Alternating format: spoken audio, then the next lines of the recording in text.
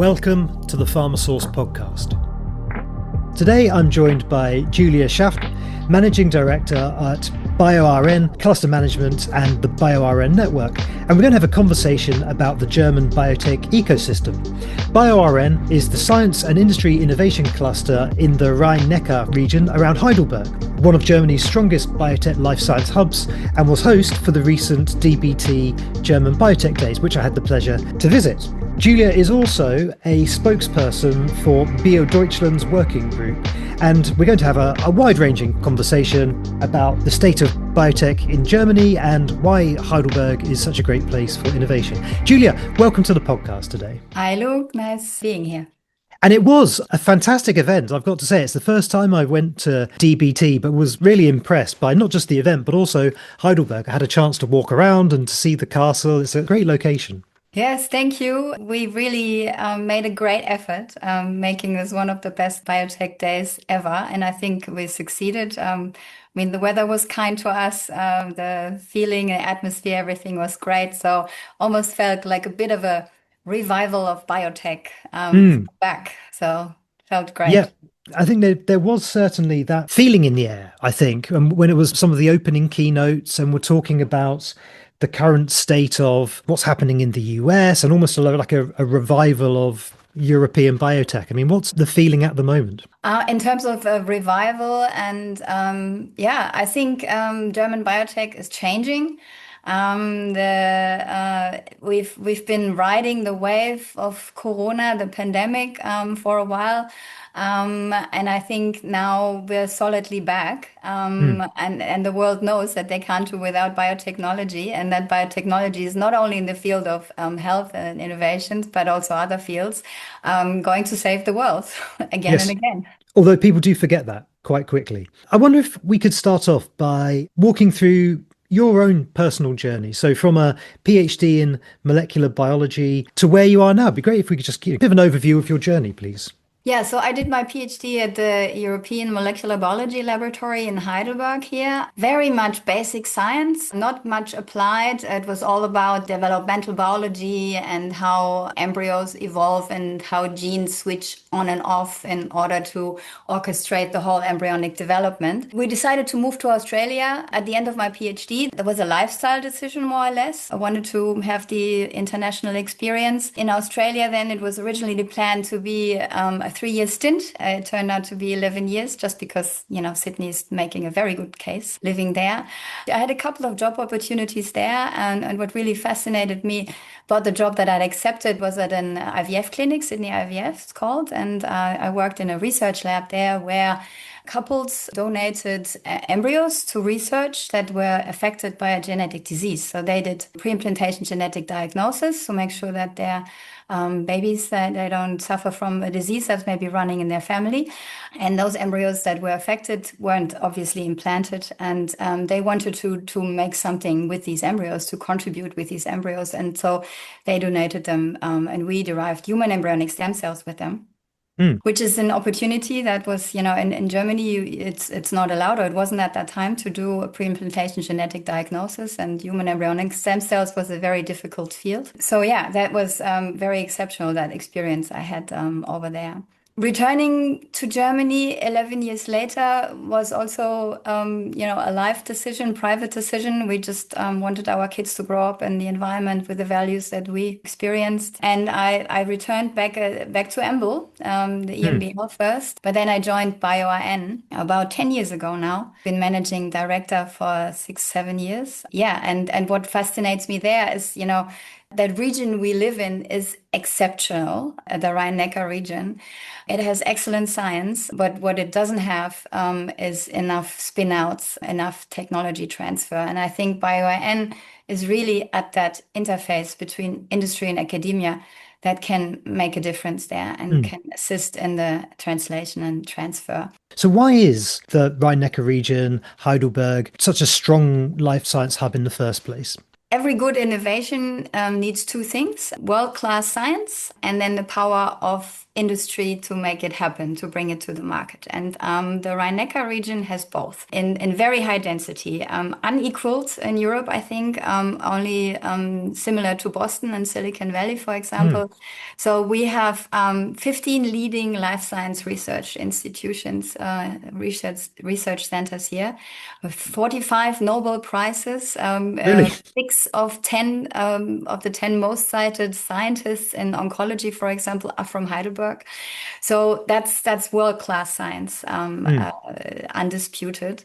And on the other side, we have also, and that's not many people are really aware of that, but we also have a very high density of industry. So 7 of the top 20 global pharma companies have significant R&D locations in our region. And then we have 1,200 life science companies, and you really feel that. So these big global pharmas are here because they want to access the innovation coming out of this hub. And that turns it into a very interesting ecosystem. You know, I think back to the time when I did my PhD as opposed to now, I think it's a very different atmosphere also now. You know, before there were, you know, the big institutes and they weren't really talking to each other. And now they're actually sitting at one table, discussing, you know, deals. There's the Health and Life Science Alliance now in Heidelberg, which is taking the 7 biggest research institutions for life sciences together. And they're, you know, harmonizing research exchanges, access from industry to these research organizations. So there is another spirit now here in the region that's very cooperative and very open.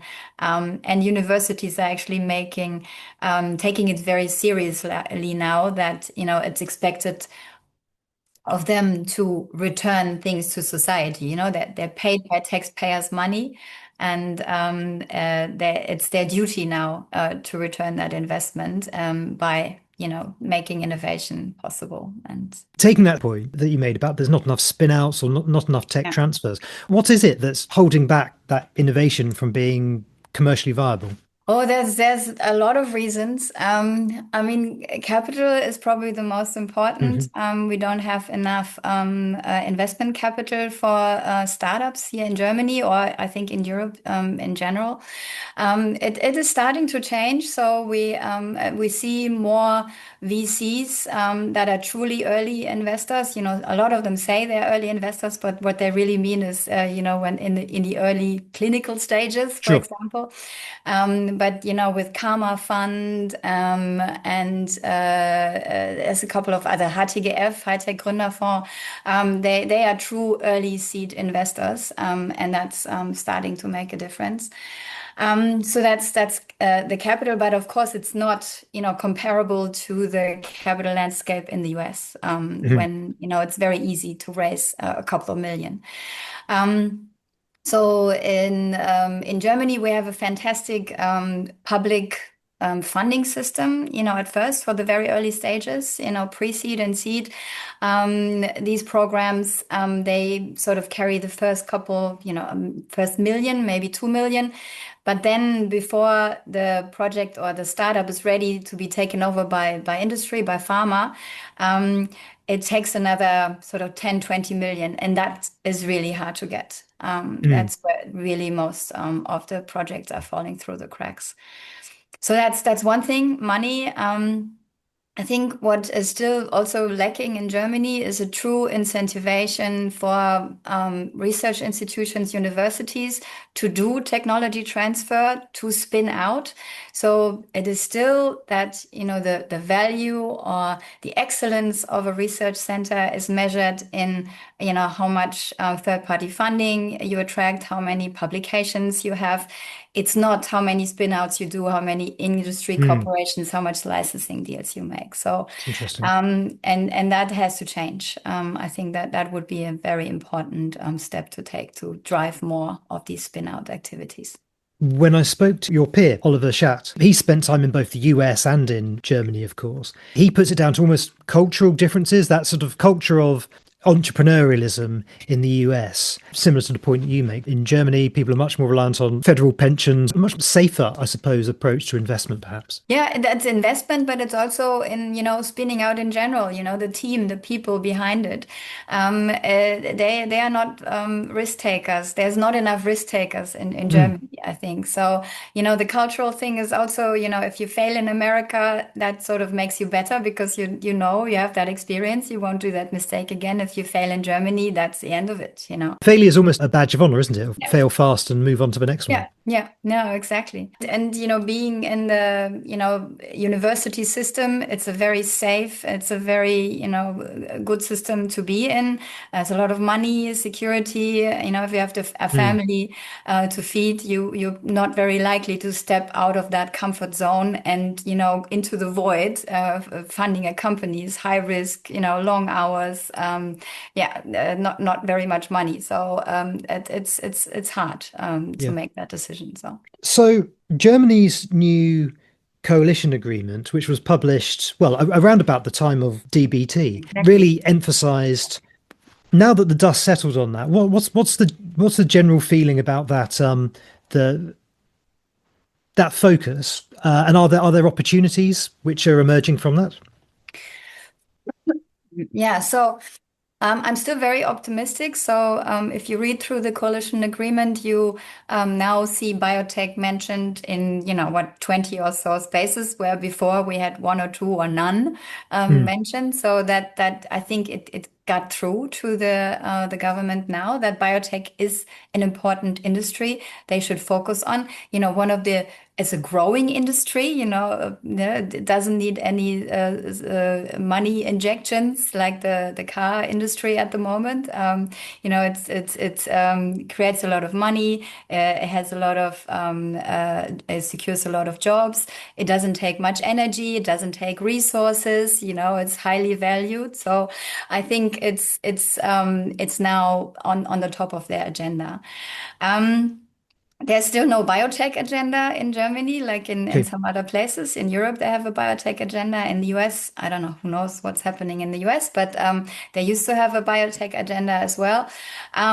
So that could be better. But things like, for example, the WIN initiative really makes me hopeful. So Mm, that's an initiative that was brought on the way by the old government still last year at the Startup Summit in Berlin. And it's an initiative that sort of enables the big, capital collection places in Germany, the life insurances, the pension funds, to invest into the venture capital ecosystem. So, and I think that's should make a big difference, and that's possible in the US for a long time that these funds invest, also in higher risk enterprises. It's the case in many European countries already. So, if Germany is really taking that step, I think that could really make a difference. And I think, as far as I heard, the new government is embracing the WIN initiative, and it has even doubled the commitment from, I think, mm. 12 billion to 25 billion. So that's making me very hopeful. Through your work at BioDeutschland, Julia, what do you think the necessary steps are to make not just German biotech, but European biotech more competitive globally? Yeah, I think I mentioned already the biotech agenda. Just make it something that even the chancellor knows about, Hmm. and really put that focus on in the politicians' minds. I think bureaucracy is still way too high. Founding a company is very bureaucratic. Investing into a company is very bureaucratic. One great example is, it's the hardest thing for a professor at a university to fund a company and then work in that company. There's all kinds of laws that prohibit, someone that is engaged in the public system to switch to, a commercial entity and drive that along. There's ways around it, but it takes so much time and so much bureaucracy to get there. So they have to change that, for example. I think what also needs to be done is to create incentives for investors to invest into biotech, for private investors. They should get tax incentives. Yeah, if they make a win, in the event that their investment is turning into something of value, they should be taxed differently. And that's still a big no-go in Germany. Mm. You can't have tax deductions for the rich. And then I think also we need better conditions for ventures. So people who are, running enterprises, costs are very high, taxes are high, energy costs are very high. So Mhm. you have to incentivize the ventures to actually stay in Germany because otherwise, labor is expensive as well. Otherwise, they will go and to other countries. Where would you see it going? I mean, if you were to project forwards over the next 5 to 10 years, how would you see Europe working, collaborating? Do you think there's particular initiatives or particular opportunities which are on the agenda? In terms of, I mean, we're gonna hopefully benefit from what's happening in the US at the moment. Mhm. The academic freedom and excellence is sort of on the way out. And a lot of people in the US are now turning to other places where they could do their work, their excellent work. Are you seeing that brain drain effect? Are you seeing that in your region? Yes, yes, we do. So we are at BioRN. We work with a couple of international initiatives. So universities have calls, companies have calls for new research initiatives at EMBL, at the universities. There's a doubling or tripling of applications from the US. So Wow. you feel that already. I think there's already some converted, people who have been offered jobs, professorships, and they are already here in Heidelberg in the region. But yeah, it's going to become much more, I think. Increasing the competition, here it's making it harder for scientists, local scientists, because Sure. all of a sudden they have a global competition. But I think all in all, it will have a very positive effect on the ecosystem. Yes. Looking at it from the other side, rather than from like a policy making position, I wondered what advice you might share for early stage biotechs about how they should try to navigate these changing times. They're working on a promising therapeutic. Maybe they're in academia, still wanting to take that next step and to get investment to spin out. What kind of advice would you share from the successes which you've seen? Okay, so if you are very early, still in your academic environment, my advice would be get out of there as quickly as possible, to get into an environment that is nurturing the commercial side of Mm. your endeavors. Keep the connection to the mother organization, your research institution, obviously, because that connection is very important as well. But I think your mindset has to change. We have a very successfully running incubator now in Heidelberg. That would be a good place to start. Go there. What's the name of it? Sorry. It's called BioLab. It's an incubator system that's actually from the US. It Mm. has 14 locations in the US now, and Heidelberg is the first European site BioLabs has opened. That system is for early founders. It's perfect because they can, rent one bench and then increase and downsize as, their company grows or is shifting. There's other entrepreneurs around you. There's pharma directly attached to the incubator Mm. system. So you are constantly exposed to pharma inputs, to industry inputs. There's a network of investors directly incorporated in the system. So that really should give you everything you need as an early entrepreneur. You have equipment there you don't need to buy. You have the safety, security allowances already for your lab. So that's all done. All you have to do is pick up your pipette and start working. That would be a good place to start.